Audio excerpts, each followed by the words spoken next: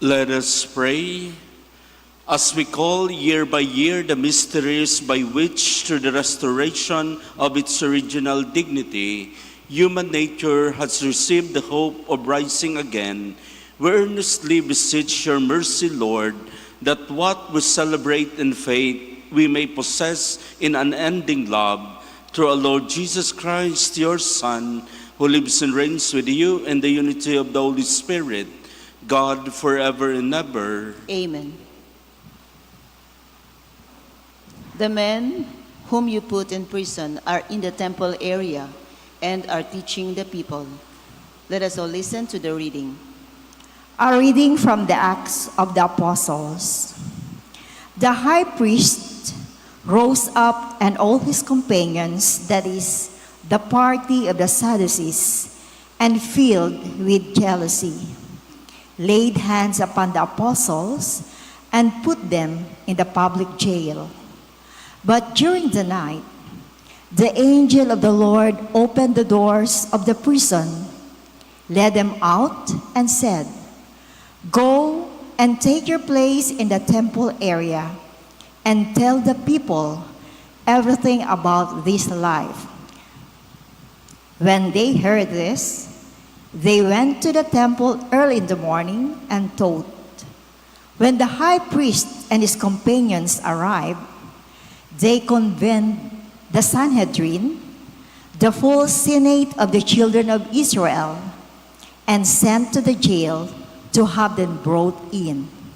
But the court officers who went did not find them in the prison, so they came back and reported, "We found the jail securely locked, and the guard stationed outside the doors, but when we opened them, we found no one inside." When the captain of the temple guard and the chief priest heard this report, they were at a loss about them as to what this would come to. Then someone came in and reported to them, "The men whom you put in prison are in the temple area and are teaching the people." Then the captain and the court officers went and brought them, but without force, because they were afraid of being stoned by the people. The word of the Lord. Thanks be to God. The Lord hears the cry of the poor. The Lord hears the cry of the poor. I will bless the Lord at all times. His praise shall be ever in my mouth. Let my soul glory in the Lord. The lowly will hear me and be glad. The Lord hears the cry of the poor. Glorify the Lord with me. Let us together extol his name. I sought the Lord, and he answered me, and delivered me from all my fears. The Lord hears the cry of the poor. Look to him that you may be radiant with joy, and your faces may not blush with shame. When the poor one called out, the Lord heard, and from all this distress he saved him. The Lord hears the cry of the poor. The angel of the Lord encamps around those who fear him and delivers them. Taste and see how good the Lord is. Blessed the man who takes refuge in him. The Lord hears the cry of the poor. Please all rise to honor the Holy Gospel.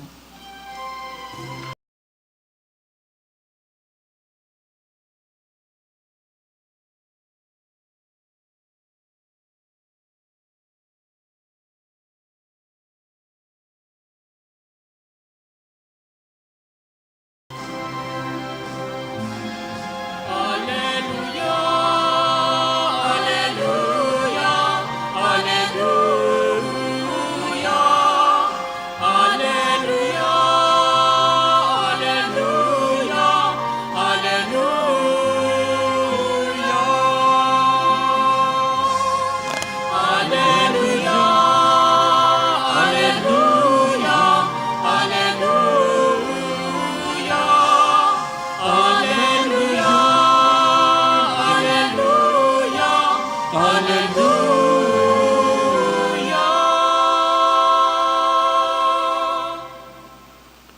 The Lord be with you. And with your spirit. A reading from the Holy Gospel according to John. Glory to you, O Lord.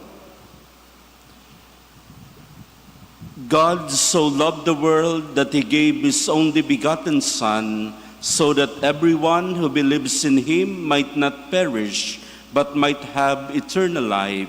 For God did not send his Son into the world to condemn the world, but that the world might be saved through him. Whoever believes in him will not be condemned, but whoever does not believe has already been condemned, because he has not believed in the name of the only begotten Son of God. And that this is the verdict, that the light came into the world, but people preferred darkness to light, because their works were evil.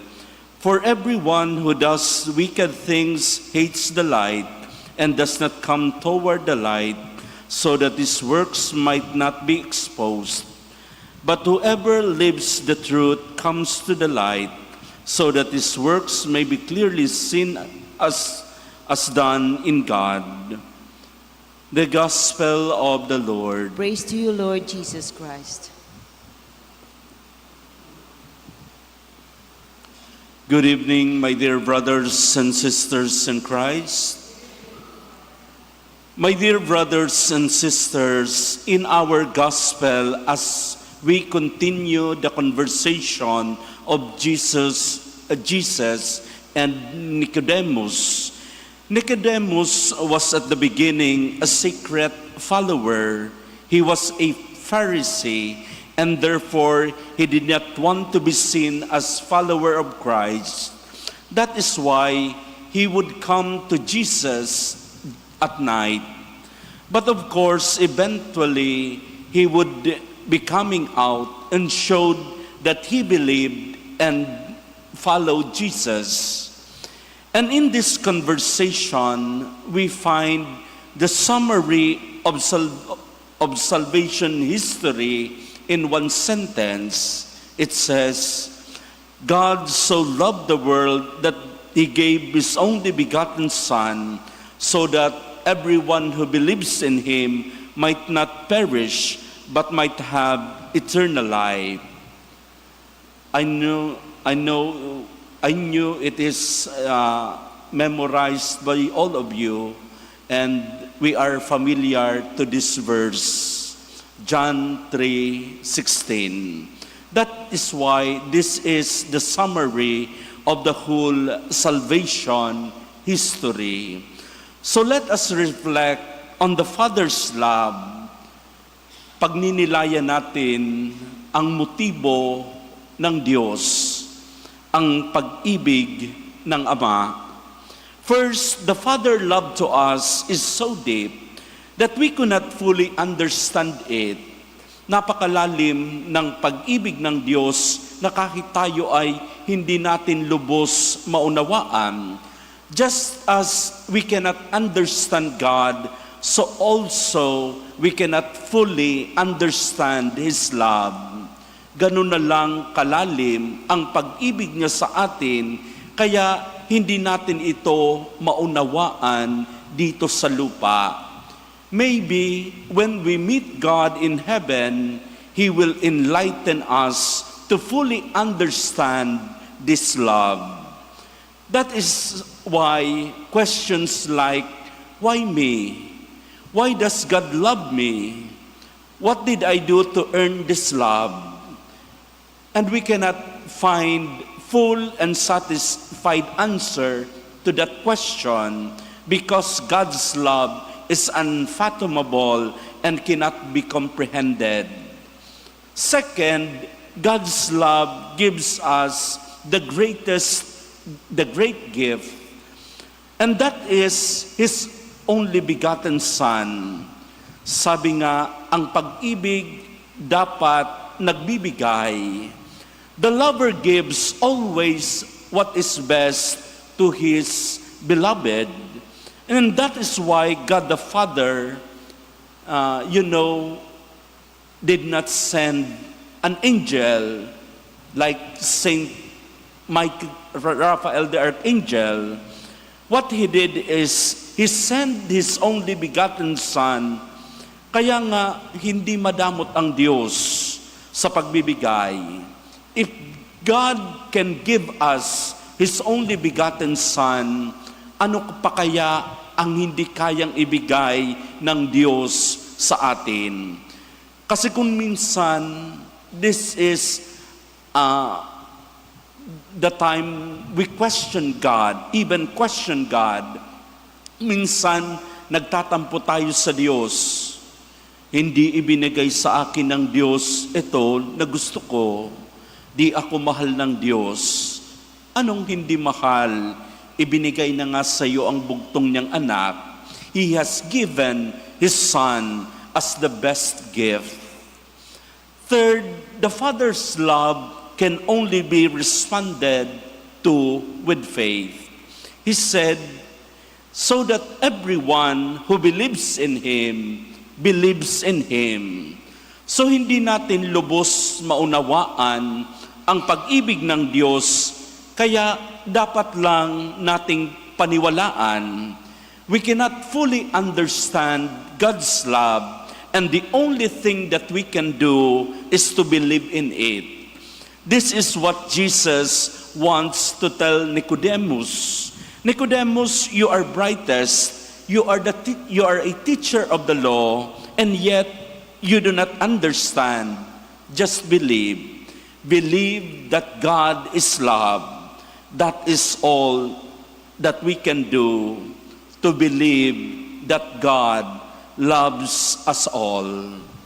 But this God's love can also be rejected. That is why the Lord says, so that everyone who believes in Him might not perish. There is eternal peril, may kapahamakan, pero hindi dahil pinarusahan ng Diyos, kundi dahil tinanggihan ang pag-ibig ng Diyos. If we perish, it is because we reject this love from God. So wala sa Diyos ang problema, nasa sa atin. Just like offering a gift to someone, but that someone rejected that gift. It is his or her decision. So kapag tayo ay napahamak, wala tayong ibang pwedeng sisihin kundi ang ating mga sarili, sapagkat tinanggihan natin ang pag-ibig ng Diyos. The Father's love is offered to us. It is up to us to accept or to reject that love. But take note, once we reject God's love, that is our way, and that will lead us to peril. But remember, the Father's love wants us to be with Him in heaven. And this is the joy of the Father, to be with His children in heaven. Di ba ganun naman po ang isang magulang na pagkatapos ng mahabang araw, gustong makapiling ang kanyang pamilya, lalong-lalo na ang kanyang mga anak. Katulad ng mga magulang na nasa ibang bansa, na parang gusto nilang ipetisyon yung kanilang mga anak para makapunta at makasama nila.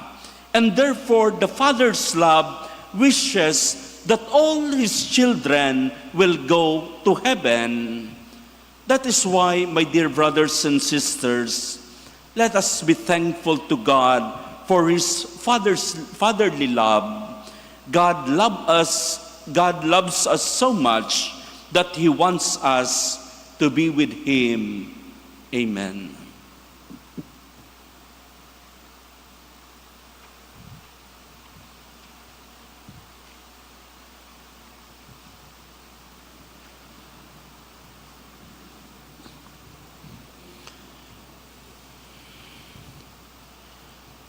With confidence, we bring our cares and concern before God the Father, who loved the world so much that he gave his only Son, so that everyone who believes in him may not be lost, but may have eternal life. Lord, hear our prayer. Lord, hear our prayer.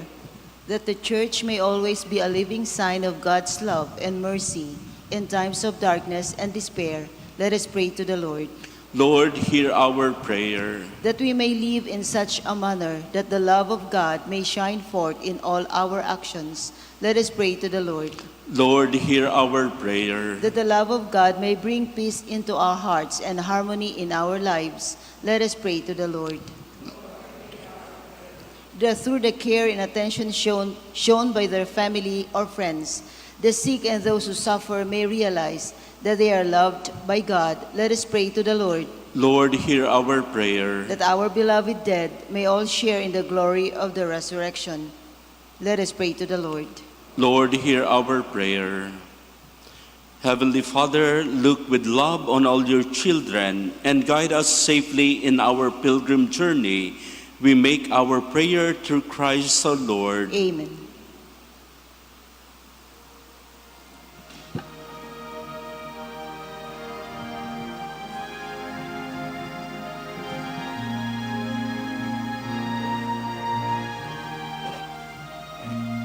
Oh my God, teach me to be generous, to serve you as you deserve to be served, to give without counting the cost, to fight without fear of being wounded, to earn without feeling rest, and serve myself without expecting any reward, but the knowledge that I am doing your holy will.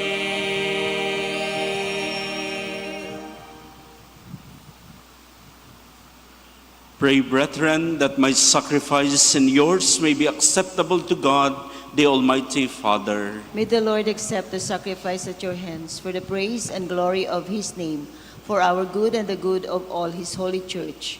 O God, who by the wonderful exchange effected in this sacrifice, he made us partakers on the supreme Godhead, grant, we pray, that as we have come to know your truth, we make it ours by our worthy way of life, through Christ our Lord. Amen. The Lord be with you. And with your spirit, Lift up your hearts. we lift them up to the Lord. Let us give thanks to the Lord our God. It is right and just. It is truly right and just, our duty and our salvation, at all times to acclaim you, O Lord, but in this time above all to laud you yet more gloriously, when Christ our Passover has been sacrificed. For it with the old order destroyed, a universe cast down is renewed, and in integrity of life restored to us in Christ. Therefore, overcome with paschal joy, every land, every people exult in your praise, and even the heavenly powers with the angelic host sing together the unending hymn of your glory as they acclaim.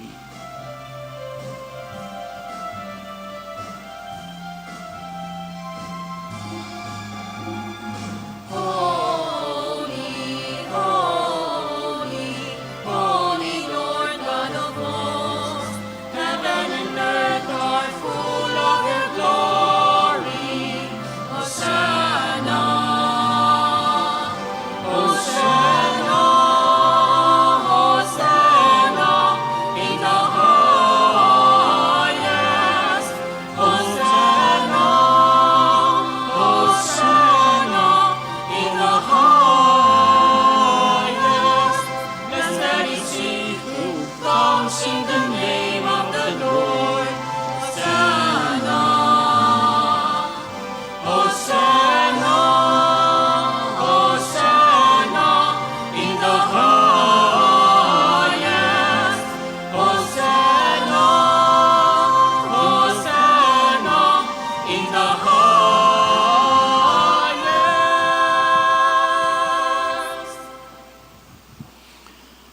You are indeed holy, O Lord, the fount of all holiness. Make holy, therefore, these gifts, we pray, by sending down your Spirit upon them like the dewfall, so that they may become for us the body and blood of our Lord Jesus Christ. At the time he was betrayed and entered willingly into his passion, he took bread and giving thanks, broke it, and gave it to his disciples, saying, "Take this, all of you, and eat of it, for this is my body, which will be given up for you."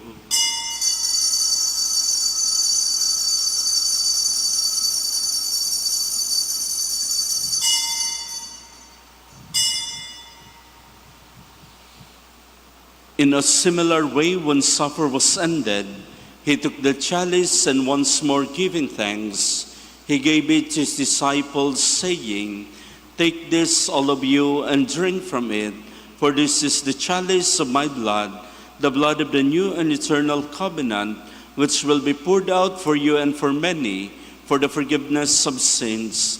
Do this in memory of me."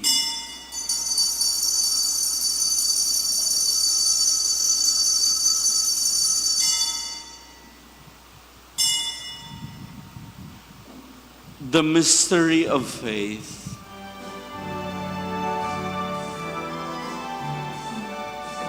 When we eat this bread and drink this cup, we proclaim your death, O Lord, until you come again.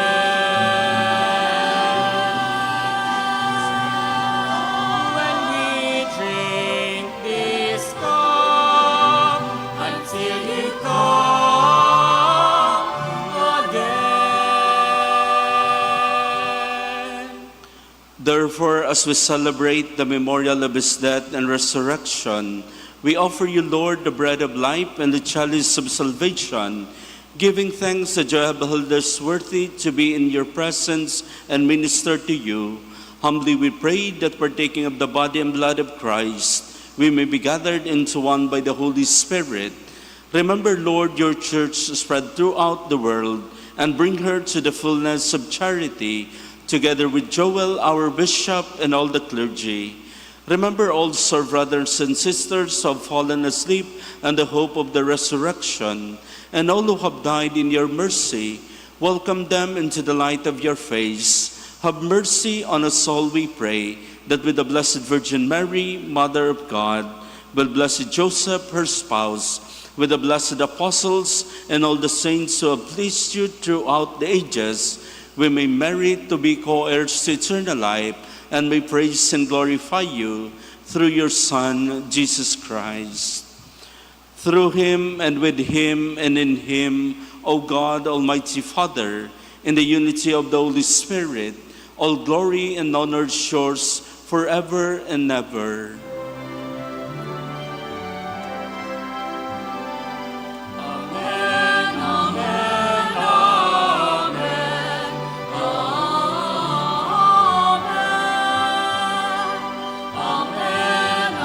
amen, amen, amen, amen.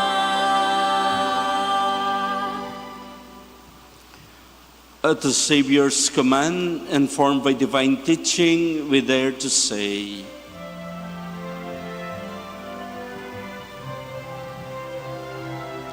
Our Father, who art in heaven, hallowed be thy name. Thy kingdom come, thy will be done, on earth as it is in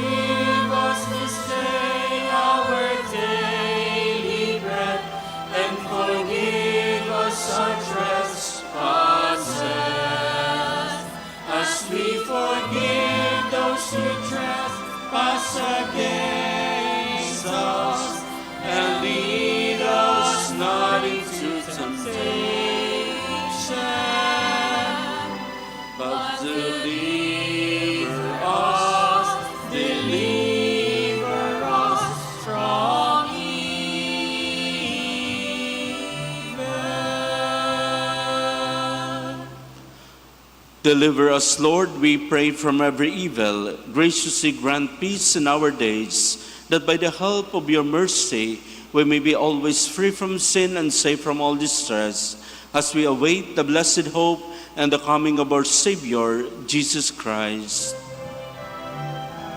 For the kingdom, the power, and the glory are yours now and forever.